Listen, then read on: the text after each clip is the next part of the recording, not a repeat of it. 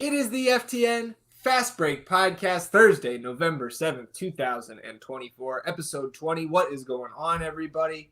Zach Graham, a.k.a. Koweisenberg DFS. It's Thursday, so I'm joined by my good buddy, Adam Pfeiffer. You can find him at apfeiffer24 on Twitter. Adam, I guess I have this question to ask you. Which team is more fun to watch right now, the Bills or the Cavs? Yes. Yeah, I was gonna say you're loving life right now. I am, because I also got the call up. I'm here every Thursday now going forward. So that's fun. But no, I'm happy to be here. Got to catch the end of the Cavs game. I guess more so towards like the end of the third. And yeah, I mean, it's kind of insane that they have had arguably the greatest basketball player of all time for a long time and have not started a season as good as they have this year. It's insane. Yeah, absolutely. I was surprised to hear that stat earlier this morning myself. And as you mentioned, right, got the call up. I would say, right, we converted your two-way contract to a standard podcast contract here. Adam going to be joining the Fast Break every Thursday moving forward. We'll still get Mike Randall on Mondays. A lot of college basketball for him to deal with right now. Yeah, absolutely. Yeah, college hoops is getting started this week. I know Mike Randall himself has been on fire here early this week with the sides and totals and all of that stuff. You can catch him on the college basketball betting show at FTN Fantasy. Lots of things to talk about here because, again, Monday night we had every single team in action. Then we had another 12-game slate on Wednesday, and there's a number of games from last night that I kind of want to dig into here, Adam. And let's start with the kind of the matchup du jour in the Western Conference last night. You had the Nuggets hosting the Thunder. We had already seen these two teams play. The Thunder took care of business in a big way the first time around, but last night, Denver, 124-122 victory over Oklahoma City behind 23 points, 18 boards, 16 assists, 2 steals and 2 blocks from Nikola Jokic. And, I mean, we cannot leave out Russell Westbrook, 29, 6 in 6. Especially because the last time we did a podcast, I was talking about how bad they've been when he's on the floor. So obviously no Jamal Murray, no Aaron Gordon. Dude, I feel a little stupid. Okay. Because last time I said Denver has no chance to win the title. And then Jokic is like, oh, all right, hold my beer. Yeah. His stats, by the way, obviously it's incredibly early, but they're like better than some of his MVP seasons right now. It's just absurd what he's doing. Yeah. I still think they're well behind OKC. Like, if we're just like, obviously to beat them is great, but right. Yeah, I mean, when you have, in my opinion, still the best player in the world, maybe I shouldn't have discredited them so quickly. Sure, and I mean, again, what else are we gonna do but overreact over the first 2 weeks of the season? 3 straight wins though for Denver, right? And there was no Jamal Murray last night, still coming back from that concussion. And then since we last recorded on Monday, Aaron Gordon has been ruled out multiple weeks now. You, by the way, you asked for less injuries last time, and it hasn't. Might have even gotten worse. Not getting my wish. Not anywhere close to it. But I think, like, kind of like you mentioned, right? I think last night was a really good reminder of why you can't count a Jokic team out, right? We've seen it before where it's a very shorthanded, like you think back to the year that Jamal Murray sat out with the knee issue. You think about other opportunities where they've been shorthanded, where like Michael Porter Jr. out for an extended period of time and the Nuggets just keep rolling. Like, I do think that it's going to be tougher to stay afloat as they have in the past this season. But that's more, I think, about the level of competition and level of talent, especially in the Western Conference, just elevating kind of around the entire group there. But man, like you said, OKC, I think, very still clearly the number one team in the West for me as well. But any given night, a Nikola Jokic-led team can beat anybody in this league because you see him making others around him better. It's not just the big Westbrook game. You also have a huge second half from Michael Porter Jr., 21 points in that second half. You have Peyton Watson coming in, missing 2 clutch free throws at the end to seal the game, and then he blocks the potential game-tying shot down at the other end. He's actually he led the Nuggets in blocks last year. Peyton Watson, I was surprised by that stat as well. You get 24 points and 8 boards from Christian Braun. It was just kind of an all-around great performance, a very, very fun game to watch last night. I think the only complaint I would have if I was a Nuggets fan is Julian Strawther didn't hit his shots, but Strawther in 27 minutes, 9 points, 5 boards, 6 assists. I mean, if he had hit some of those shots, right, you hit 1 or 2 more threes, maybe you're even including Julian Strawther at the top of this little blurb about this game last night. It was kind of the perfect run out here for Denver. And then on the flip side, right, Thunder fans certainly not panicking. You lost to almost the perfect Nuggets game. You only lost by 2 on the road in the elevation. So like I know they're missing guys, but it took those Jokic games happen more often than they don't. But it took almost 30 from Westbrook, 24 from Christian Braun. And I still think the Thunder are the best team in the NBA. Personally, yeah. I just think we talked about them last week. I just think their depth, their shooting. They have everything you would put into a recipe for a championship team. They have. You have an MVP candidate. You have shooting. You have rim protection now with the way Chet's been protecting the rim, and you have depth. And they also have versatility. Like, have you seen these non-center lineups they're running out where they have Caruso, Dort, J-Dub, SGA, and Case and Wallace on the floor together, and they're just absolutely swarming? Yep. It's so fun to watch. Just wait for Hartenstein to come back right. And you see the Hartenstein-Chet lineups. Yeah. Right? And you mentioned, right, you've talked about before that you think the Thunder, or you have the Thunder kind of as the best team in the league right now. And last night out in Boston, the Celtics certainly didn't do anything to dissuade you from that because the Thunder take the close loss, but that was on the road against Denver. The Warriors come in to Boston last night and defeat the Celtics in what many were billing as Jason Tatum's revenge game, right, for the Olympics, for being benched and not being used a ton in the Paris games this past summer. But the Warriors say, nah, we're going to come in here and do it to the Celtics fans again. Steph Curry, again, returning from injury, right, getting that minutes limit, taking off 27 points, 7 boards, 9 assists, 4 steals, and a block. But also Buddy Hield, man. I wanted to highlight Buddy because he continues his torrid shooting pace. He's 50.7% from 3 this year on over 9 attempts per game. And I know that the 21.1 points per game mark is a little bit inflated because the Warriors have had some injuries this year. Steph being in and out, Wiggins being in and out, Melton still missing here for this Warriors team. But even if Buddy comes back down to his career rate of 40% from 3, he's just been such an asset for this team. And we should not overlook the defensive success of the Warriors so far. I believe second in the league in defense right now. And just a fantastic start. The Warriors are up here, Adam. We're looking at the NBA standings, looking down to the Western Conference, 7-1, tied for second in the league with the Suns and the Thunder, only behind your Cleveland Cavaliers. So who they play on Friday. Yeah, I know. And I know we're going to talk about that one too, but I know you watched some of this one last night. What were your thoughts? Because this was, I think, for most of us, a pretty surprising victory for Golden State.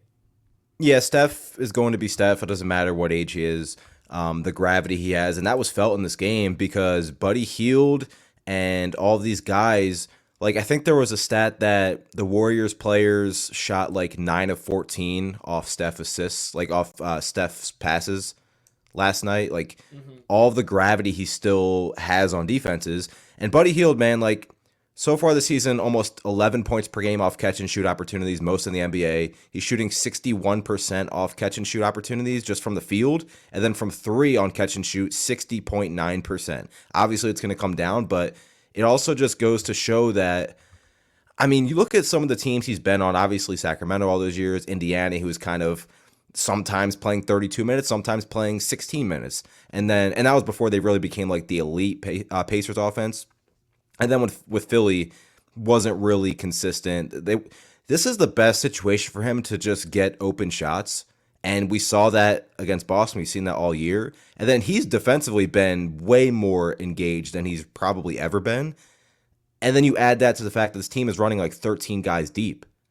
They're tough. They're tough to beat.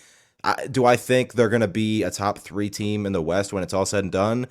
I would lean towards no, just because of some of the concerns you have with some of the health with obviously Draymond and Steph for the full season. But maybe the fact that I mentioned they are running 13 players deep and they do have this depth with all of the players, Melton, Pods, Wiggins, Buddy Hield, Melton, like they're really, really deep.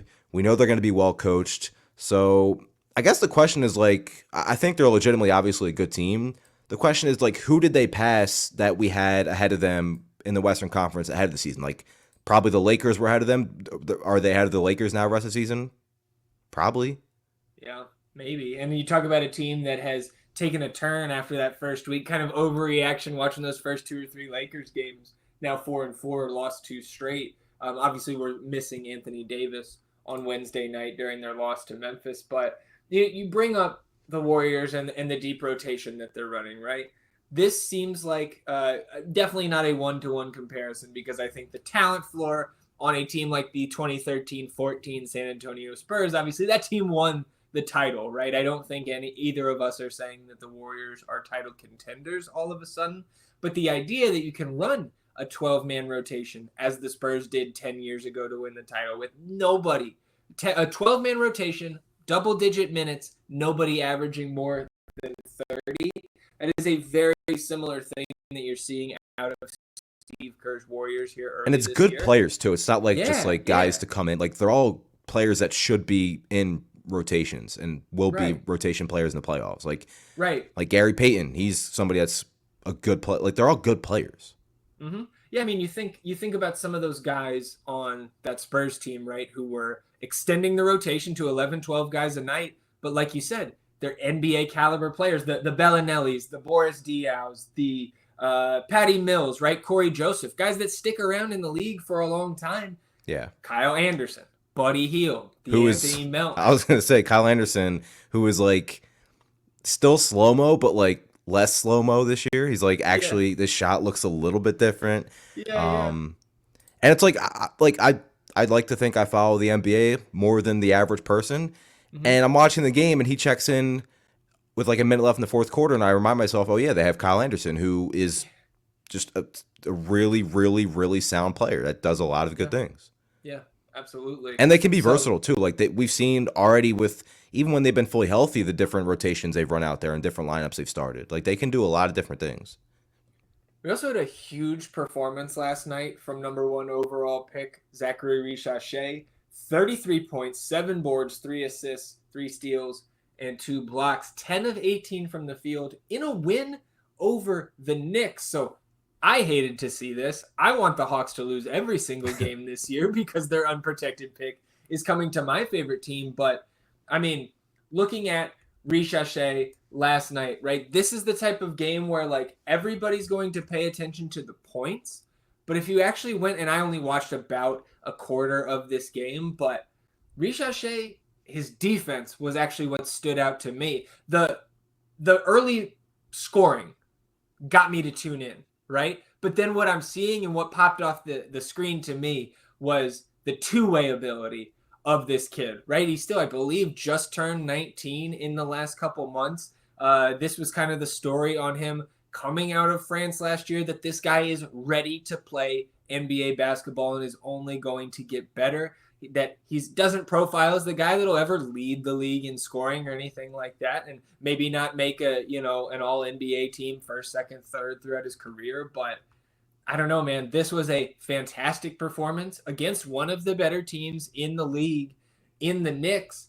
And I would encourage anybody, if they have the ability to go back and watch, just go watch some of this game. Or next time you see the Hawks are on a slate, tune in, watch a little bit of Risacher, because I think Hawks fans are getting pretty excited about this kid. And it's before the big performance last night. I think the big performance is just making some of those Hawks fans a little bit more confident to get out there and start talking about this kid and the good things that he's doing. Like, I think he, like, in what I saw, like, he was outplaying an OG and an OB. He was outplaying a guy like Josh Hart on the other side. And for a team in Atlanta that does not have a lot of great things to look forward to in their future right now, again, they don't control their draft capital for the next 3 seasons. This is kind of the little tiny light at the end of the tunnel that, hey, I think we may have gotten this right, taking Risacher over some of the other big question marks at the top of this past draft. It's also not just him too. Like Jalen Johnson's been like amazing. Like that duo at the wing spot is going to be pretty fun. And obviously Trae Young is going to be one of the best point guards in the league. So yeah, I think the Hawks have the upside to be like with some of these teams in the East that are really starting to things are looking bad. Like I think the Hawks could go up to like a 6-7 seed. Now, do you expect them to go and make a run to the Eastern Conference Finals? No, but look, you don't have your first round picks anyway, so you can have the luxury of not only playing him all these minutes, but potentially trying to make a run at some meaningful postseason basketball and get that experience under his belt too. So it is a weird situation where like you're a team that's not going to really contend, but you might as well at least, I'm not saying go forward at the deadline and make trades or anything like that, but like let this guy play with Trae Young and Jalen Johnson for all these games and see what happens if he gets into the playoffs, because there's no point where it's not a benefit to get, especially a rookie, meaningful postseason minutes right out of the gate. Yeah, and I'm glad you brought up Jalen Johnson, right? Because it's not just last night where he's a little bit overshadowed. Yeah, he had a great game. Stat line, right? 23 points, 15 boards, 7 assists, 10 of 18 from the floor.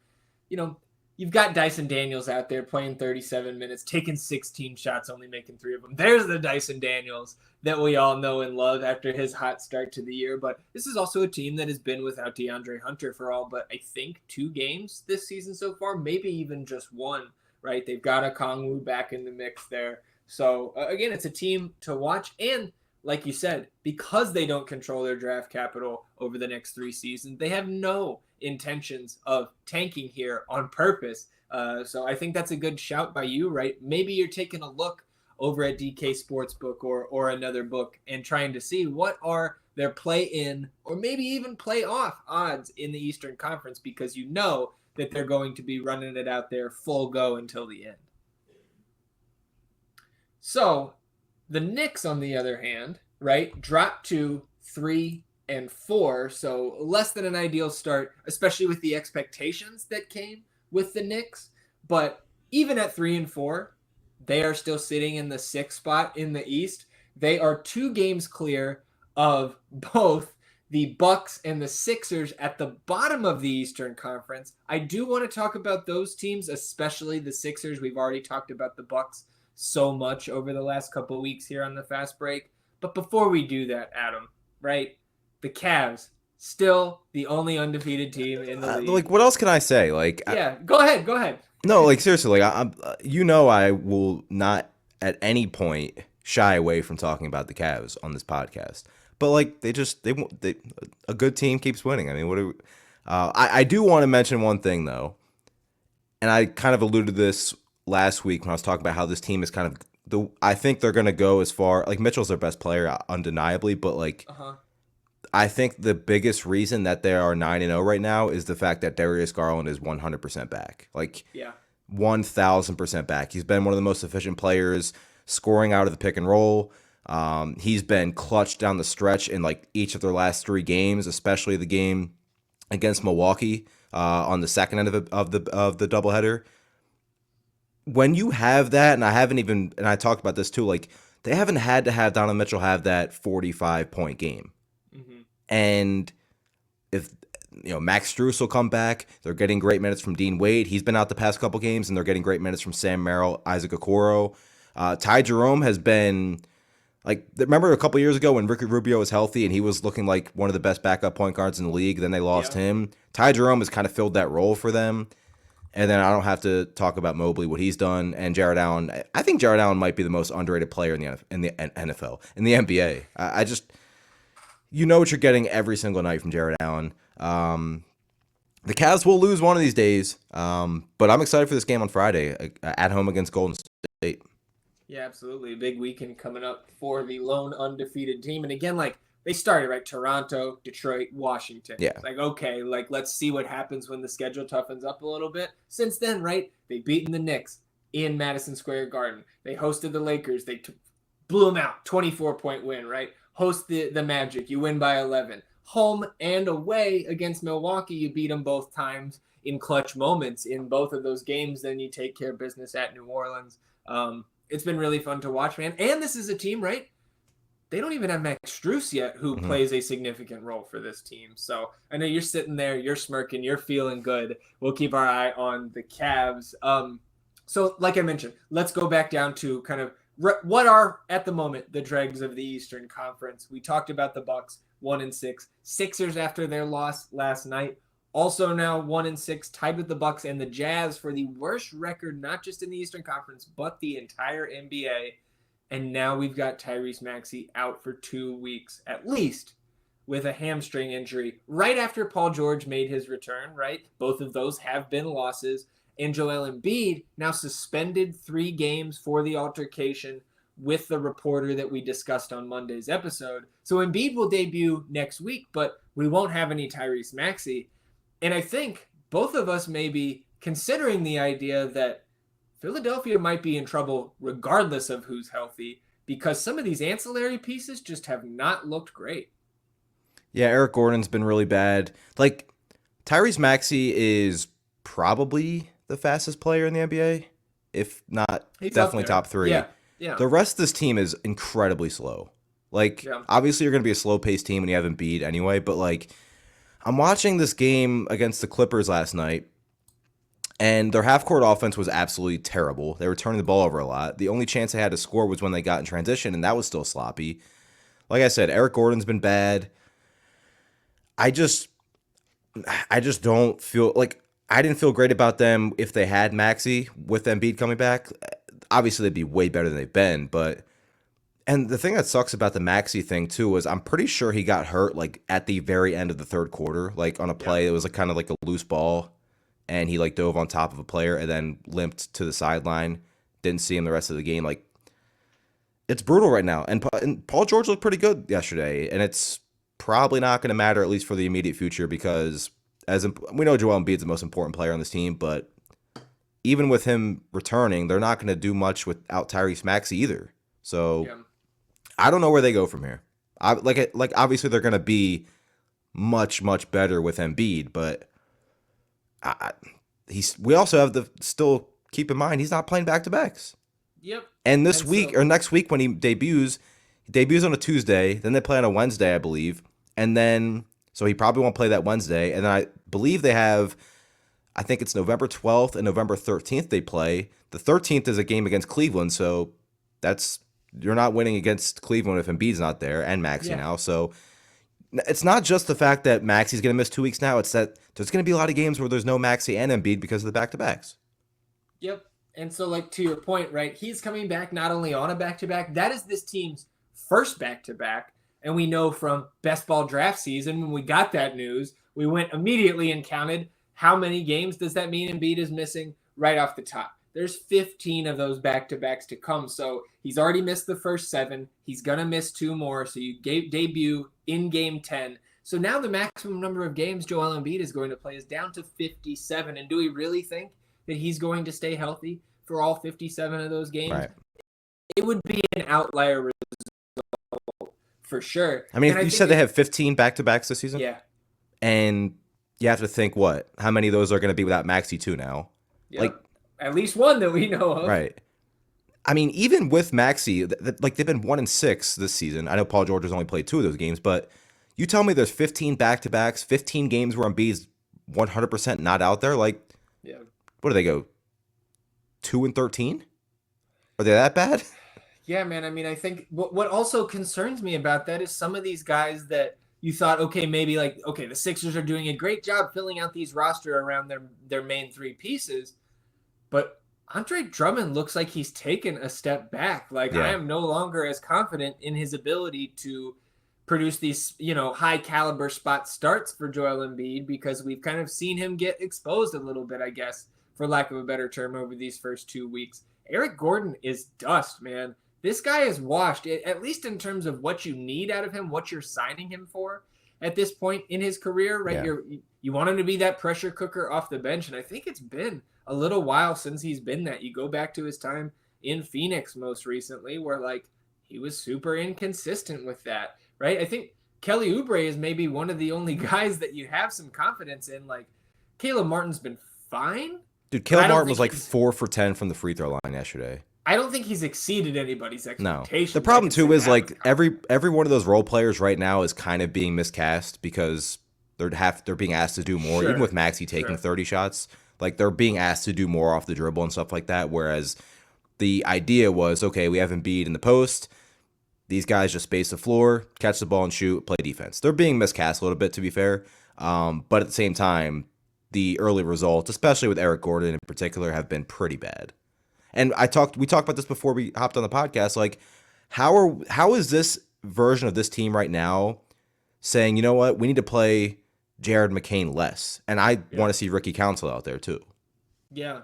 I mean, I would think at this point, especially over these next 2 games, like maybe you get some more tick for those guys. Cause I thought McCain did pretty well when he had those more extended looks. He had like a 20-point game earlier. Yeah. And again, right, like you'd have to go back and watch. There's probably further context that would be provided by going and watching that game itself. But like, I don't know, man, the further you fall back, the fact that you're right now, just 2 weeks into the season, you're 5 games under 500, right?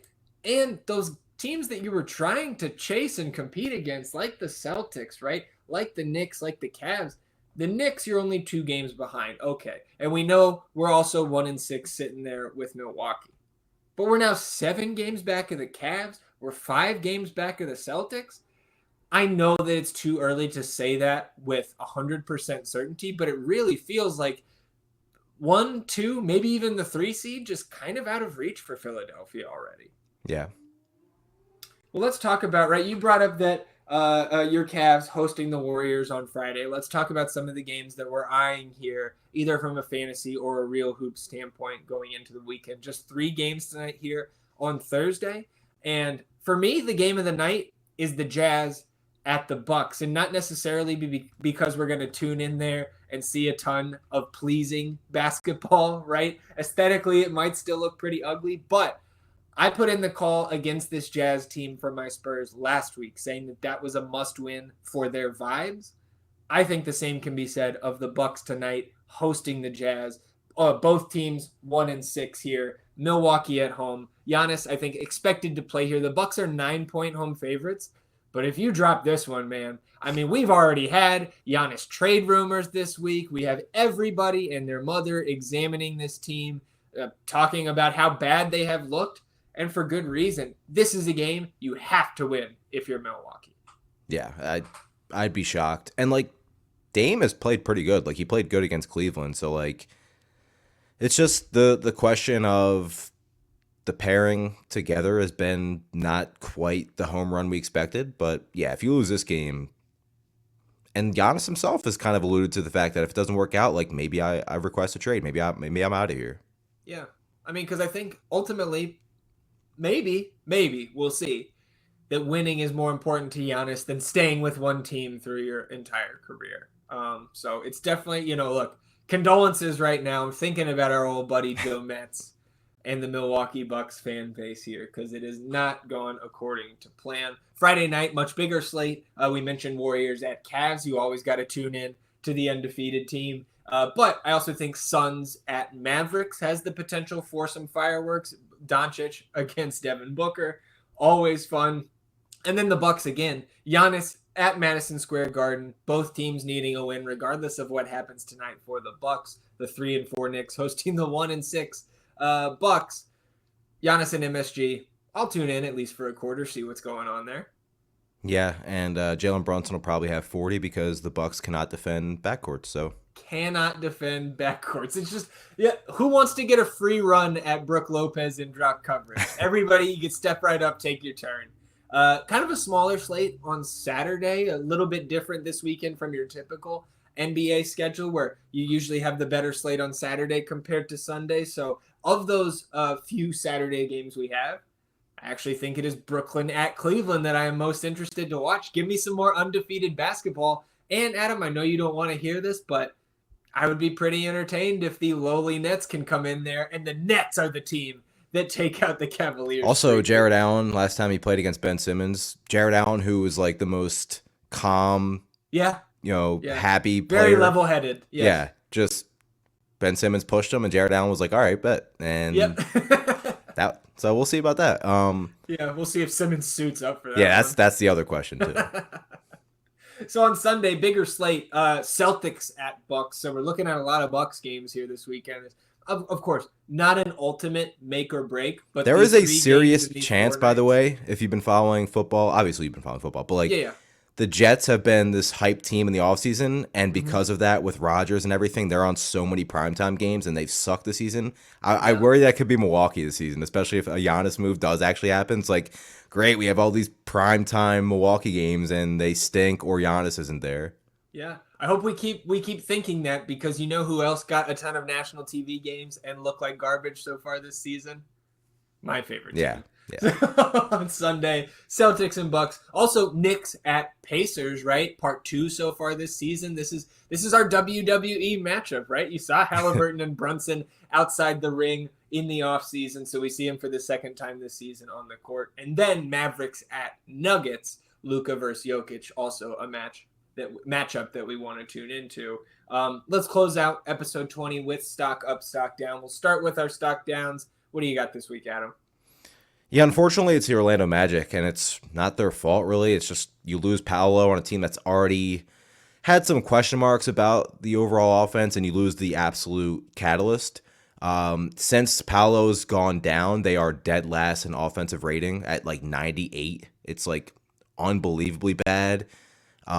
We know Franz is a good player, but the shooting's always been a question mark, and now you're relying on him even more. I like what we've seen from guys like Anthony Black and Jalen Suggs, but like this team, they won't reach the heights we expected. And it's not their fault. It's an unfortunate injury to Paolo, but that's where we're at right now. Yeah, it's falling apart quickly, right? Lost their last 5 straight. Get absolutely manhandled by Dallas, by Oklahoma City, then the 7-point loss at Indiana last night. All 5 of those games have been on the road, though, so certainly a friendlier schedule coming up with the shorthanded Pelicans, the Wizards coming to town, the Hornets coming to town. And at the moment, you can probably include Philadelphia in there as a plus matchup. So Magic stock down for Adam. My stock down here on Thursday is going to be Drake, because look, if you're not familiar with the Drake and Kendrick Lamar beef, you can go look that up. You can Google it for yourself. You can Google They Not Like Us and DeMar DeRozan's inclusion around that song. So the Kings come to play the Raptors earlier this week, and Drake decides that he's going to mean mug DeMar DeRozan essentially the entire night. And then you see him not only getting caught on camera saying some certain expletives in the direction of DeMar DeRozan, but he goes on the Raptors broadcast mid-game and says, because this was the Vince Carter banner game, right, the retiring Vince Carter's number, and so they asked Drake, the broadcasters, about who else would go up there, and Drake just kind of unprompted says, you better not put a DeMar DeRozan one up there. I'll rip that banner down myself. And first of all, shut up, man. No, you will not. Hey, what are you going to ride the crane up there and tear it down yourself? Get out of here, man. And then just like so soft. You can go see this clip for yourself. He basically whispers this stuff to himself instead of like actually confronting the guy that he appears to be mad at. So I don't know, man. It came off soft, and I think some people might say that is just kind of more of the same from Drake. So, man, chill out. You're a super fan on the sideline. Like, I don't know. I thought it was a terrible look. Stock down for Drake. I'm trying to think. Like DeMar DeRozan's definitely getting his jersey up there, right? Absolutely. Yeah. I mean, DeMar DeRozan's a top 4 Raptor of all time. He's probably not 4. Yeah, 100%. All right. For me, for stock up, watched him last night. I watched the whole game, and he just keeps balling. It's Norman Powell. Most minutes per game since like 2018. Mm-hmm. He's averaging 25 per game, and they obviously need every bit of it without Kawhi.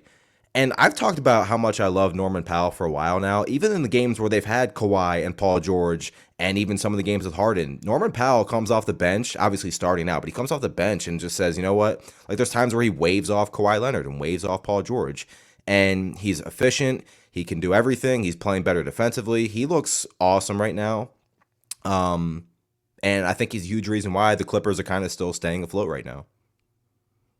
Yeah, I mean, right, 25 points per game so far. And I think what's most impressive to me is that he's elevating his efficiency above those career levels, right? This is 10 years in the league for Norman Powell, 47% from the floor, 40 from three through his 8 games, right? Starting all 8 games, 33 and a half minutes per game. He's 53% from the field, 49% from three on a career high 8.5 3-point attempts per game. That's more than double his career average of 3-point attempts per game.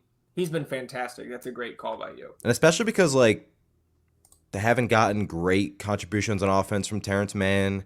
Zubac has been good. Harden had a point last night where he had like 5 points, and it didn't matter because Norman Powell was just absolutely cooking.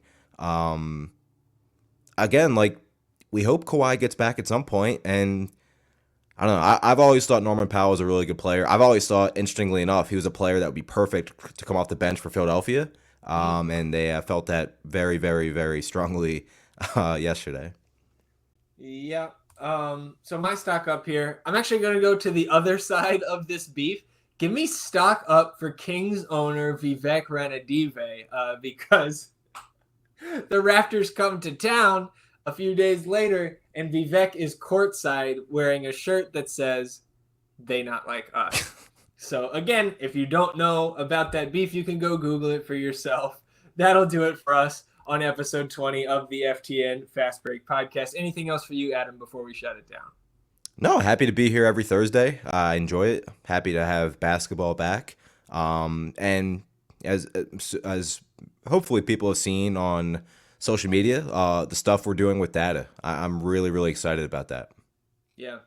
I second all of that. We appreciate all of you tuning in, sticking with us here on episode 20 of the FTN Fast Break. Mike and I are back on Monday breaking down everything in the basketball universe that happens between now and then. Hope the Cavs still have 0 losses when you guys are back on Monday. Yeah, there you go. We'll see. Let's hope the Cavs have 0 losses when you're back on. Yeah, that'd be awesome. This time next week, Adam. So enjoy your weekend, everybody. We'll do the same. We'll see you back here on Monday for another episode of the FTN Fast Break podcast. Till then, he's Adam, and I'm Zach. Goodbye.